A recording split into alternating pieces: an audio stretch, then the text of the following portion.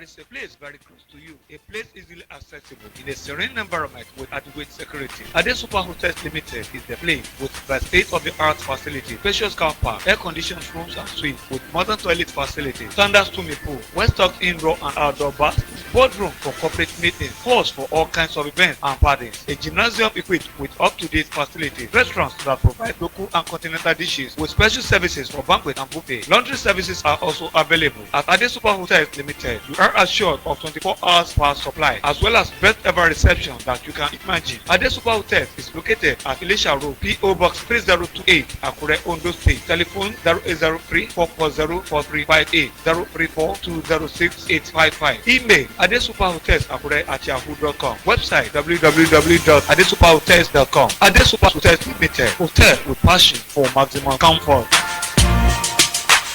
The third quarter is here. NTA Television College Refield JOS invites media practitioners and non-media practitioners to be part of our short proficiency courses starting from 13th July to 25th September 2026. The college offers hands-on experience on practical training from certified professionals in the broadcast field. The courses will commence as follows: online reporting, digital studio architecture and integration, intermediate camera operation, motion graphics design, parliamentary reporting and judicial reporting. For registration details, course schedules and more information, visit our website at www.ntatvc.edu.ng or call the following numbers: 0803 383 4343 or 0806 980 9807. NTA TV College Refield JOS, your gateway to media excellence.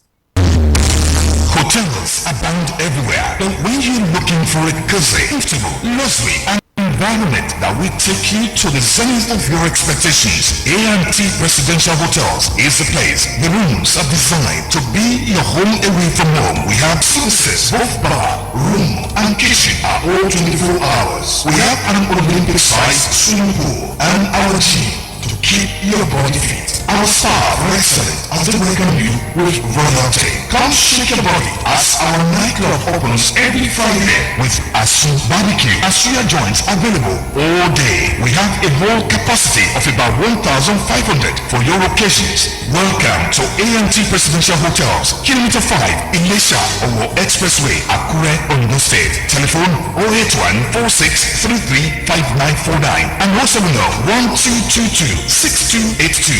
A&T Presidential Hotels, comfort and class redefined.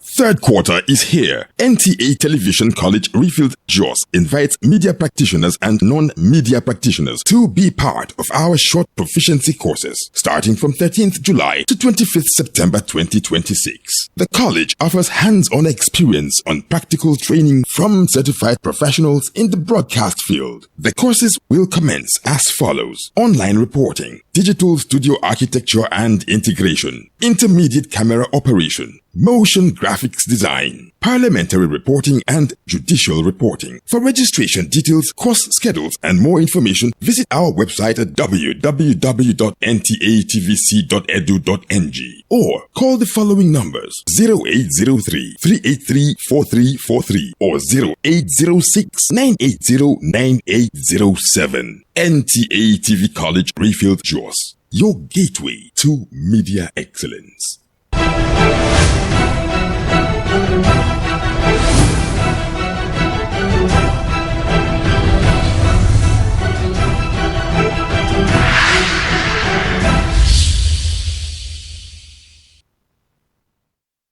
On the news tonight, Presidential Working Group extends deadline for submission of memorandum position papers on National Policing Bill to August 21. Correspondent on special assignment examines roles of parents in prevention of child labor during holiday. A very good evening to you and you are welcome on the news tonight. Many thanks for joining us. Now the news. The Presidential Working Group on the National Policing Bill has extended the deadline for the submission of memorandum and position papers on the proposed legislation to Friday, August 21, 2026, at 5 o'clock in the evening West African time. This was contained in a statement signed by the Chief of Staff to the President and Chairman, Presidential Working Group on the National Policing Bill, Femi Gbajabiamila. The extension is extended to provide stakeholders with additional time for thorough preparation and ensure that interested individuals, institutions, and organizations have adequate opportunity to make well-considered contributions to the proposed legislation. The statement says the Presidential Working Group is committed to ensuring that the process of developing the National Policing Bill benefits from broad consultation and the informed perspectives of the Nigerians and relevant stakeholders. The proposed legislation is intended to provide the operational, administrative, institutional, and funding framework necessary for an effective policing architecture that responds to Nigerians' evolving security needs, while providing appropriate safeguards for accountability, professionalism, and the protection of citizens' rights. The statement further says that all submissions must be made on or before 5 o'clock in the evening of Friday, August 21, 2026, exclusively through the official National Policing Bill portal, nationalpolicingbill.com. Now, the Igbo community in Ondo State, under the grassroots movement for Tinubu GMT, has declared its support for the election bid of President Bola Tinubu ahead of the 2027 general elections. The declaration was made during a meeting of members of the community in Akure, where speakers highlighted the need for unity and continued support for the Tinubu administration. Ifemi Suleiman reports. The chairman of Igbo community in Ondo State, Okafo Arinze, says the group's decision to support President Bola Ahmed Tinubu's re-election is based on his belief that the renewed hope agenda deserves continuity. I'm highly impressed with what I saw here. What is going on here shows that our people, the Igbo people, they love President Asiwaju Bola Ahmed Tinubu. They love Honorable Dr. Olubunmi Tunji-Ojo. They love us. We, their hosts, they love us in Ondo State. So we are happy that they are all doing fine. They are expecting the votes to come so that they will cast their vote in favor of our president. Members of the community also expressed support for the president, urging Nigerians to give him another opportunity to continue his administration as they pledge to mobilize voters across Ondo State in support of his re-election. All the Igbo living in Ondo State, we are doing rally for Babawa Tinubu Asiwaju for the second time. My purpose of being here today is to follow my people of Igbo people that are actualizing our father Tinubu and Shetima for the second time endorsement. Meanwhile, the Director General Grass Movement for Tinubu, Sakai Yusuf, called on members to remain united and actively participate in the political process, stressing the importance of collective support for policies that promote economic growth and national development. The Indigo, they have decided that they are going to vote APC. They are going to vote Mr. President. By the special grace of God, we are endorsing him to go for the second term. The endorsement, sponsored by the Minister of Interior, Olubunmi Tunji-Ojo, created an avenue for the members of the Igbo community in Ondo State to express their support for President Tinubu and to reaffirm their commitment to national unity and development. In Nta Akure, Ifemi Suleiman, NTA News. Ondo State Governor Lucky Aiyedatiwa has assented to the Ondo State Electricity Power Sector Amendment Law 2026, strengthening the legal and institutional framework for electricity generation, transmission, and distribution across the state. This was contained in a statement signed by the Chief Press Secretary to the Ondo State Governor, Prince Ebenezer Adeniyi. The new law, which was passed by the Ondo State House of Assembly, amend the Ondo State Electric Power Sector Law 2020 and brings the state's electricity framework in line with the constitutional and statutory development in Nigeria's electricity sector, particularly the Electricity Act 2023. The statement says a major highlight of the amended law is the establishment of the State Electricity Regulatory Commission, an independent regulatory body responsible for overseeing electricity activities and standard across Ondo State.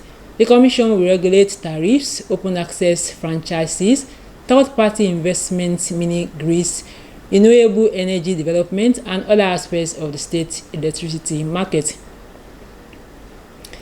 Ondo State Universal Basic Education Board, OSUBEB, in collaboration with the Universal Basic Education Commission, has commenced a 5-day training program for its officers in the Planning, Research, Statistics, and Education Management Information System Department on the use of artificial intelligence in education data analysis. The program is aimed at strengthening evidence-based planning, improving data management, and enhancing effective decision-making in the basic education sector. Ayomide Olowoyo report. The training, which was held at the National Institute for Educational Planning and Administration, Nta Ondo, focuses on using artificial intelligence to analyze education data as well as moving beyond conventional methods of data gathering. It was also built around two key themes: strengthening education planning through advanced analytics and artificial intelligence for evidence-based decision-making, and basic education data management practices and data analytics tools. Permanent Secretary, Ondo State Universal Education Board, Abike Bayo Ilawole, described the training as timely, stressing that accurate and reliable data is essential for effective decision-making in the education sector. We've been having some policy on ground with approval and with some fund attached to it. We look at, in the course of implementation, we don't get the expected results. And looking back to our record, we found out that in the course of the planning, the data gathered, the analysis of those data were not accurate enough. Those are the reasons behind those failures we're having in the course of implementation. The Director General of NIEPA Ondo, David Shofoyeke, alongside other stakeholders, said the success of the training will be measured by improvement in the qualities, timeliness, and effective use of education data rather than the certificate issued. It's for them to apply the knowledge acquired in collecting reliable, realistic, and time-bound data in education. Education is all about having necessary plans so the people, the participants that have come today, they've been around since the beginning of the week, and they came for a training on education sector plan development, which has 7 different stages, and all this we have exposed them to. Officers of OSUBEB appreciated the organizers and facilitators, saying the training would enable them to use artificial intelligence for faster and more accurate data analysis. The training has been very relevant and practical. I've gained a lot, moving from just collecting data to know how to use AI to get more information from data. They made us to understand that there is need for us to work more on our data collation, and most especially we are able to see the aspect of artificial intelligence, how to collect data through intelligence, artificial intelligence, and then they even go extend to train us on COBOL, logging, and word review. The program is expected to strengthen education administration, data-driven planning, and effective decision-making across Ondo State basic education sector. In Akure, Ayomide Olowoyo, NTA News. We will go on a break. The news continues shortly.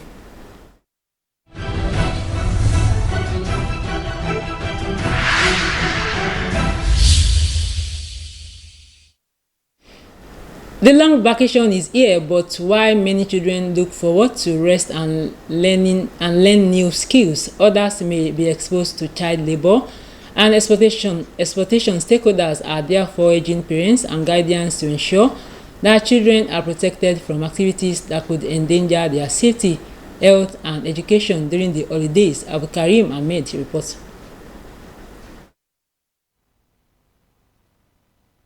The 2022 Nigeria Child Labor Survey by the National Bureau of Statistics and the International Labour Organization shows that 24.7 million children aged 5 to 17 are engaged in child labor, representing 39.2% of children in that age group, while 14.4 million are involved in hazardous work. In Ondo State, the ILO reports that more than 35% of children are engaged in child labor, highlighting the need for stronger protection, particularly during periods when children are out of school. While economic hardship may push some families to involve their children in work, child protection advocates warn that hazardous and exploitative labor can undermine children's education, safety, and healthy development. It is a must for children to help parents, so they should help their parents, but at the same time, they should make their study their priority.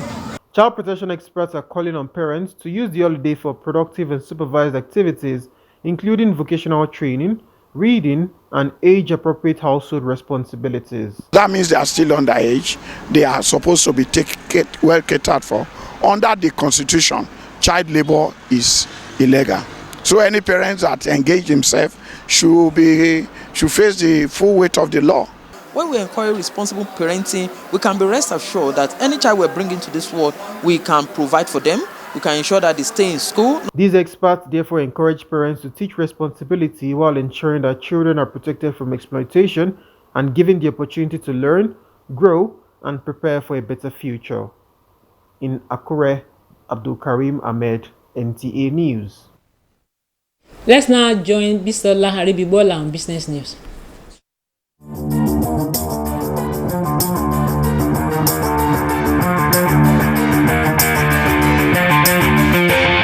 The Nigeria Upstream Petroleum Regulatory Commission says Nigeria met and exceeded the Organization of the Petroleum Exporting Countries quota for the third consecutive month in July, despite 4% month-on-month decline in oil production. The latest production data released by the NUPRC on Wednesday showed that Nigeria produced an average of 1.505 million barrels per day of crude oil in July, slightly above its upper quota of 1.5 million barrels per day. In another news, the federal government has approved tax waivers for almost 4,000 electric vehicles imported into Nigeria in the first half of 2026 as part of the fresh push to accelerate electrical mobility despite persistent electricity shortage and inadequate charging infrastructure. Signal as an intensification of Nigeria's effort to shift part of its transport system away from the petrol and diesel vehicles, even though the country's electricity supply remains far below the level required to support large-scale electric vehicles adoption. That's all on Business News in Akure.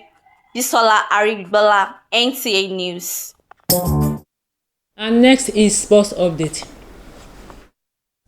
Nigerians D Tigers ended their 3-game exhibition series against China on a winning note,